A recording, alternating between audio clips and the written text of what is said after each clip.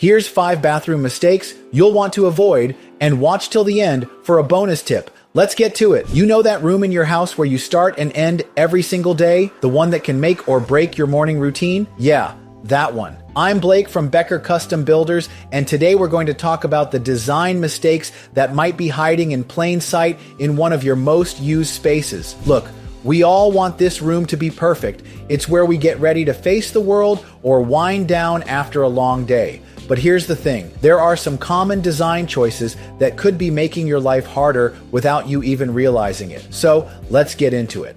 First things first, lighting. Let's say you're trying to shave or apply makeup, and you've got this one sad little light fixture in the middle of your ceiling, casting shadows that make you look like you're about to tell a scary story around a campfire. Well, it's got to go. Here's the deal. Bathrooms need multiple light sources, and I cannot stress this enough. That single overhead light, it's like trying to illuminate an entire stadium with a flashlight. You need layers of light, people. Think about it. You're doing detailed tasks in there, like applying mascara or trimming that quarantine beard you've been working on. You need proper task lighting. So, let me break down the perfect bathroom lighting setup. First, you want those beautiful sconces on either side of your mirror. These are game changers because they provide even lighting on your face. No more looking like a ghost in your own mirror. If you've got a double sink, fancy pants, you might even go for 3 or 4 sconces. Trust me, your selfie game will thank me later. And there's more. Under cabinet lighting is like the secret sauce of bathroom design. I absolutely love putting these on motion sensors. Imagine this. It's 3 a.m., nature calls, and instead of blinding yourself with the main lights or stumbling around in the dark,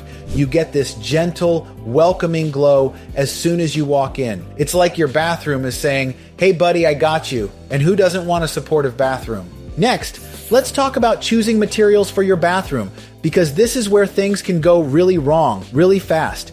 And by wrong, I mean, why is there carpet in here wrong? Yes, I've seen it. And no, I still haven't recovered. So, first thing, safety. I know we all want our bathrooms to look like they belong in a 5-star hotel, but unless you're planning to turn your morning shower into an extreme sport, you need to think about slip resistance. Those gorgeous, large format glossy tiles you saw on Pinterest, they're basically an ice rink when wet. I had a client once who insisted on them, and let's just say their morning routine now includes some very impressive gymnastics moves. Here's what I love. Penny rounds. Some people think small format tiles are outdated, but hear me out.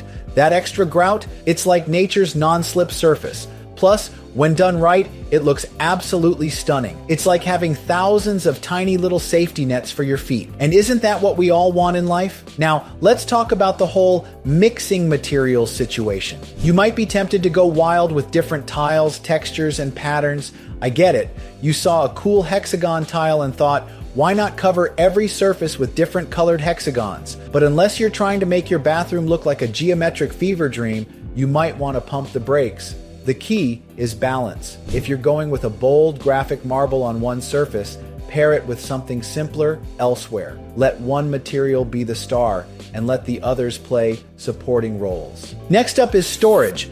And oh boy, this is a big one. Let me tell you about the great pedestal sink debate. They're beautiful, they're elegant, they're completely useless for storage. It's like buying a car without a trunk because it looks prettier. Sure, it might work if you live in a mansion with more bathrooms than you can count, but for us, regular folks, not so much. I've never ever had someone say, "Gosh, Becker, I just have too much storage in my bathroom. What should I do with all this space?" Never, not once.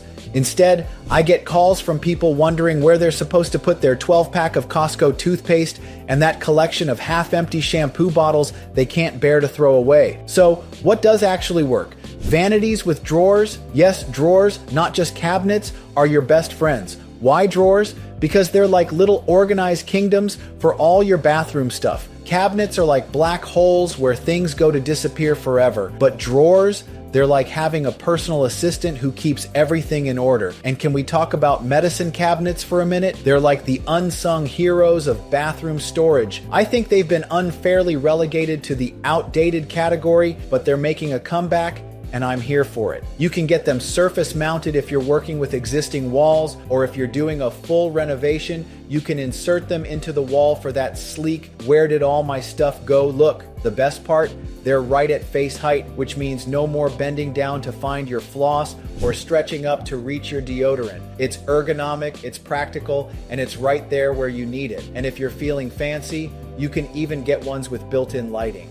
Now, let's get into something that literally powers your morning routine: electrical outlets. And boy, do I have some stories about this one. Did you know that in the UK, they barely put any electrical outlets in their bathrooms? I was there a few weeks ago, and I was like, where am I supposed to plug in my hairdryer? Do British people not have hair? But seriously, folks, the number of bathrooms I've seen with just one lonely outlet is tragic. It's 2025, people. We've got more gadgets than ever. Electric toothbrushes, hair tools, those fancy light-up mirrors you bought from that Instagram ad at 2 a.m. They all need power. My solution? Putting outlets inside drawers. It's like having a secret charging station for all your gadgets. Plus, it keeps all those ugly cords hidden away, which makes my design-loving heart very happy. And speaking of that, it's time for some tough love. You know all those beautiful bathroom photos you've saved on Pinterest? The ones with the pristine countertops and maybe just a single orchid gracefully placed in the corner? Yeah, that's not real life. But here's the thing. Clutter isn't just about having too much stuff. It's about not having the right systems in place to deal with your stuff. And yes, I know Marie Kondo says everything should spark joy, but sometimes joy looks like knowing exactly where your tweezers are when you need them. Here's my philosophy: design for your worst self. You know, the version of you that throws wet towels on the floor and leaves empty shampoo bottles in the shower for weeks. That person needs simple, accessible storage solutions. Don't plan for the idealistic version of yourself who's going to meticulously organize everything into beautiful labeled containers every single day. That person doesn't exist. Instead, think about easy-to-use solutions like countertop baskets or drawer organizers, something that makes it almost harder to make a mess than to stay organized. And if you do go for open shelving, which, spoiler alert, I'm not a huge fan of, use it for display items only. Your decorative seashells? Sure. Your family-size pack of toilet paper? Maybe not. Now, let's talk about faucets and finishes. First off, can we address the elephant in the room? Mixed metals. It's like mixing plaids. It can be done, but it takes a very steady hand and a good eye. Here's my rule of thumb. If it's water-related, keep it consistent. That means your faucet, shower fixtures, and tub filler should all match. You wouldn't wear different shoes on each foot, so don't mix your water fixtures. But here's where you can have some fun. Your drawer pulls, robe hooks, and other accessories can be in a different finish. Just make sure they all have the same use case. Chrome, matte black, brushed gold, they're all beautiful, but they're not all created equal when it comes to showing water spots. If you're the type who can't stand water spots, you might want to think twice about that beautiful polished nickel, or at least invest in a good supply of microfiber cloths. Now for something that might seem like a luxury, but trust me, once you experience it, you'll wonder how you lived without it. Heated floors and towel warmers. I know, it sounds fancy, but hear me out. Heated floors are like a warm hug for your feet first thing in the morning, and towel warmers, they're like having a spa experience in your own home. It's one of those things that seems unnecessary until you try it, and then you're like, oh, this is how the other half lives. Think of it like this. You wouldn't buy a car without heating these days, right? So why should your bathroom be any different? And if you're already doing a renovation, now's the time to add these little luxuries. It's much easier and cheaper to do it during the renovation than to try to add it later. Last, but definitely not least, let's talk about something that's not very sexy, but is absolutely needed: ventilation. Because nothing ruins a beautiful bathroom faster than mold and mildew. This is especially important if you're planning to use wallpaper, which, by the way, can look amazing in a bathroom if done right. Without proper ventilation, that beautiful tropical print you spend a small fortune on is going to start peeling faster than a sunburn. And it's not just about preventing mold. Good ventilation helps manage steam and condensation, which affects everything from your paint